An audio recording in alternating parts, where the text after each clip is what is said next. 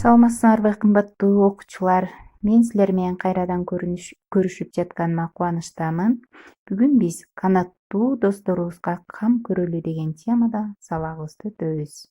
Сабактын максаты түрдүү көркөм каражаттар менен өзүбүздүн чыгармачылык кыялыбызды ишке ашырууга жетишебиз, эмгек маданиятына калыптанабыз.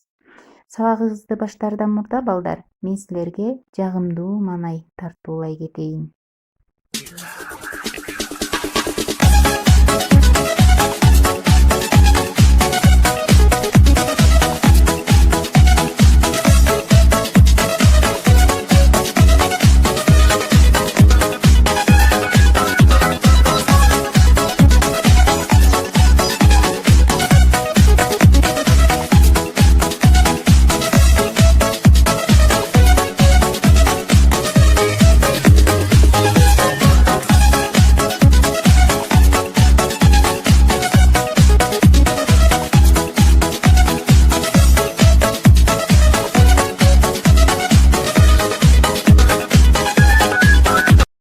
Кана балдар, маанайыбыз жакшыбы? Сабакка даярбызбы?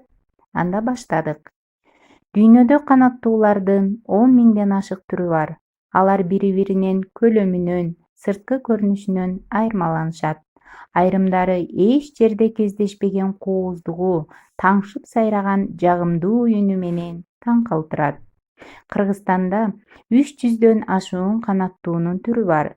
Канаттууларды жаратылышта санитарлар деп аташат, себеби алар айыл чарба өсүмдүктөрүнө зыян келтирген курт-кумурскаларды, көптөгөн кемирүүчүлөрдү, чычкандарды жок кылышат.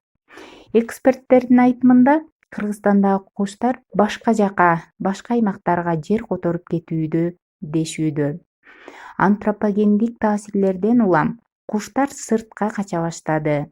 Сырт болгондо булар коңшу мамлекеттерге, мисалы Казакстанга, Кытайга.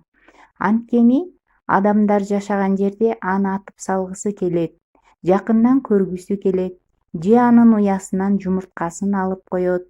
Бир уясын бузгандан кийин куштар аны издеп калат да, кайра кайтып келишпейт.